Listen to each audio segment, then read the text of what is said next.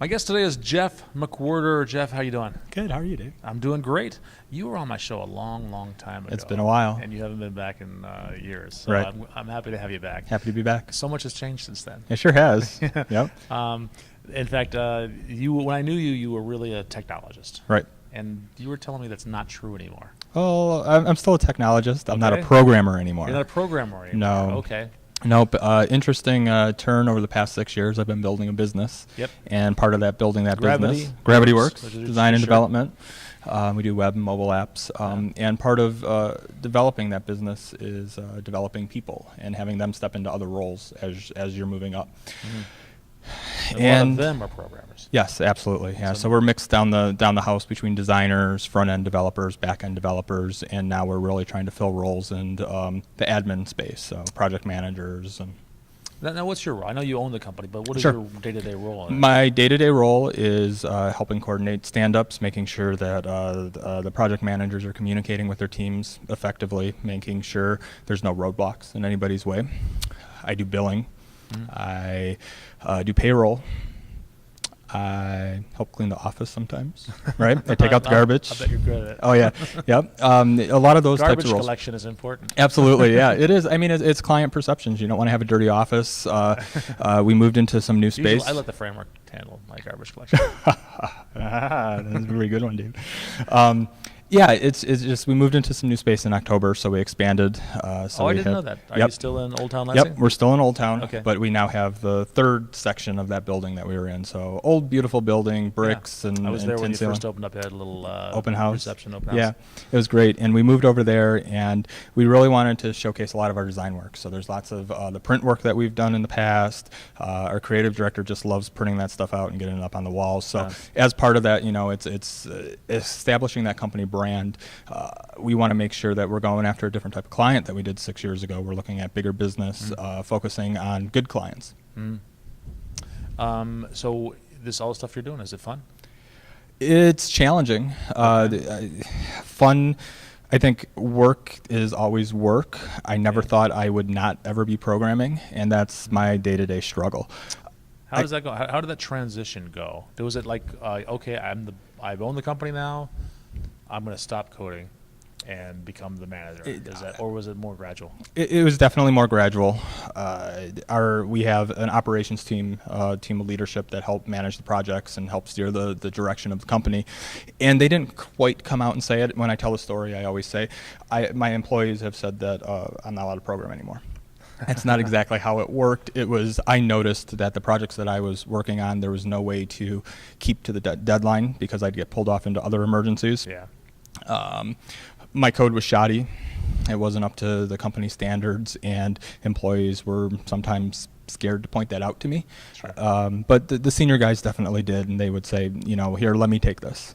And when I started saying, here, let me take this, here, let me take this, I really knew it was time. So I let go. You let go. I did let go. You know that. Was it hard? I would think it'd be hard. Yeah, I drive home some days, and I think, I didn't write any code, but I'm a hobbyist now, right? I get to write what I want. Oh yeah, I have this cool Apple Watch app that I'm working on that deals with heartbeat stuff. That's not marketable, but it's fun. It's fun. And definitely, I get to pick and choose the projects that I'm working on. And there still is the triage that I do. A lot of times, our developers are working hard on projects. They have deadlines, so I hop in and I fix things to the best of my ability. All right. I was, I went to business school, actually. I have an MBA. Oh, nice. And you didn't know that about me, did you? I did not. I did not. And there's a classic case study business that every management class teaches, and it's about the entrepreneur who succeeds because he does everything. He empties the garbage cans, he writes the code, or makes the widgets, whatever it is, and that's what makes him successful. He's so successful that his company grows, and it grows so big that all of a sudden he can't do everything. Right.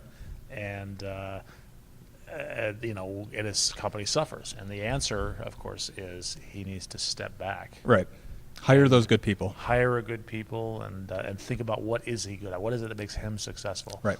And maybe it's been becoming a manager. Maybe it's him stepping totally away and starting another company. Selling it to somebody who can manage a big company. Right.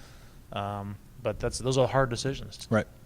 Yeah, you mentioned what do you do, the best thing that you do, and that's hiring for me. I think that is, I always said I was a good programmer, but I was really good at hiring people. So the team that we have is just amazing. I couldn't have done it without them. We wouldn't be where we are. That scales a lot better. Yes. Being able to identify and inspire talent. Right. There's no way you can be as productive yourself, no matter how awesome you are, as a dozen or 20 excellent developers, right? Yeah, absolutely. And a side effect about not programming, though, is coming to conferences like that conference. Mm-hmm. I had a talk accepted here, but that's it. I've had enough. I'm starting my own business. So that was the title of it. That is the title of it. Yep. So it's more on the soft skills side of things for technical conferences like this, because you can't get up here and give a technical talk if you're not in it every day. That wouldn't be fair. People would know right away. So I dabble with a lot of the technologies. I get my foot wet in them, so I can help make technical decisions and architecture decisions. But it's sad coming to these events and not be able to get down in the weeds with. Yeah, exactly. How'd the talk go? Talk went great. Yeah, I had some really great feedback, some great questions, and the best part of it was my dad and my daughter were in on the talk. Oh yeah. And of course, I get all misty-eyed and everything with that, because there's some stories about my daughter and my dad and everything being in your talk. In my talk about being supportive of it, but it was really neat. And my daughter's 3.5. She fell asleep, so I had to make the joke. Is anybody else falling asleep here? Is it just my daughter? Right? Yeah. So, but talk was good. Really happy to be here. Happy to reconnect with some friends and just kind of figure out the next point in my life with what I'm going to be doing. What is it? Give me a hint. Oh boy, just working on the company, working on stability, and making sure that I can spend a lot of time with my family. That's what's important to me. Business is good. Business is really good. It's really gratifying to hear that, not only for you personally, but also for just Michigan in general. Absolutely, which has gone through some hard times, and just the fact that you're doing well is a good indicator for the entire state, I think. Sure, yeah, and you're a small business. The economy is built on small businesses like yourself. You asked what's next. One of the big pushes that we're starting at Gravity Works is trying to figure out how to market to a lot of companies that we have the talent in Michigan to do your projects. Quit going to other states to do this. We have top-notch. You don't have to go with us for a website, but you know what? There's other people in Lansing or in Michigan that can do it. Do not go out of state. I agree. I've seen it. Yeah. Even though I went out of state. Is there anything we haven't talked about we should? I don't think so. All right, Jeff, thank you so much. Good talking to Dave. Thanks.